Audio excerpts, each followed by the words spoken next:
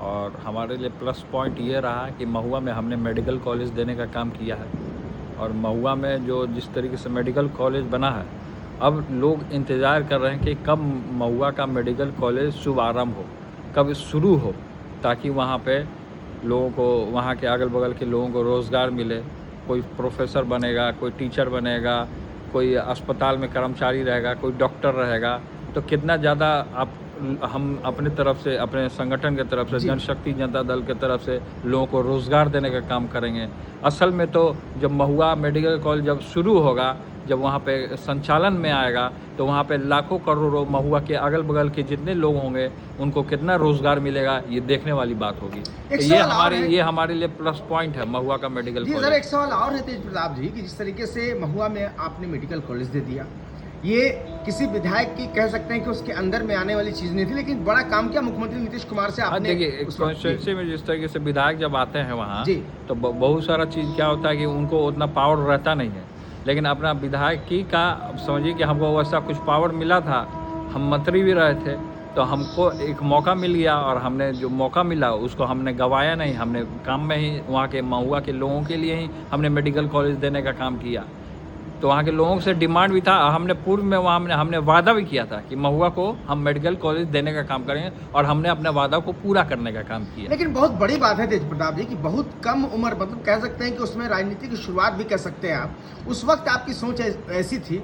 तो अब लगता है कि जनता अगर आपको मुकम्मल तरीके अब हम जो 2025 का जो चुनाव हो रहा है, और अभी हम तुरंत हम महुआ ही से ही लौट रहे हैं, अपने क्षेत्र से ही लौट रहे हैं, तो वहाँ के लोगों का अब डिमांड है कि यहाँ पे एक इंजीनियरिंग कॉलेज हो, अब महुआ को जिला बनाने का काम हो, और यहाँ के लोगों को रोज़गार मिले, और युवाओं के लिए खेल कूद के लिए हम स्टेडियम भी देने का काम करें क्रिकेट का।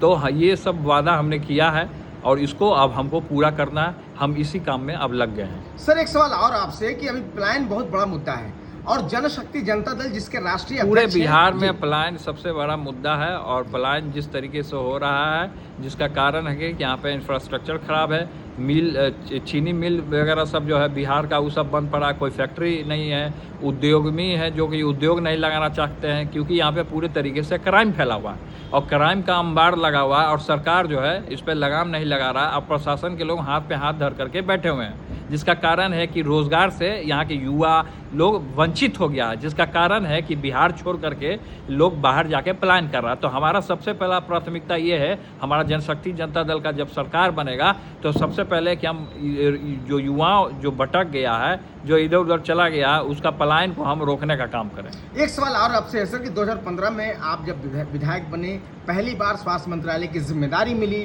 नीतीश कुमार बिहार के मुख्यमंत्री बने, उस समय आप साथ में मंत्री थे। अब जब उसके बाद 2020 का चुनाव हुआ, आप छोड़कर किसी कारण हसनपुर चले गए, फिर महुआ की जनता ने आपको आवाज़ दी है कि आप आके यहीं से चुनाव लड़िए, फिर आप चुनाव लड़ रहे हैं। इसमें आप कितनी खुशी महसूस करते हैं, और आपने महुआ में क्या विकास दिखाई पड़ा इतने 5 वर्षों के अंदर जो आपको फिर से लड़ना पड़ रहा महुआ में? महुआ में हमने काम किया पूर्व में, हमने कहा कि हमने मेडिकल कॉलेज दिया, कई ऐसी चीज़ें हैं जो एक विधायक को रहते भर में, एक मंत्री को रहते भर में करना चाहिए। तो हमने अपना सारा दायित्व को पूरा करने का काम, जिसका कारण कि महुआ के लोग हमको प्रेम करते हैं, इसलिए हम महुआ गए हैं, और फिर कुछ नया सौगात ही हम देने का काम करेंगे महुआ के लोगों को। चलिए, बहुत बहुत शुक्रिया आपका बातचीत करने के लिए। आपको भी बहुत बहुत धन्यवाद, LR भारत की पूरी टीम को भी, और आपको भी बहुत बहुत धन्यवाद।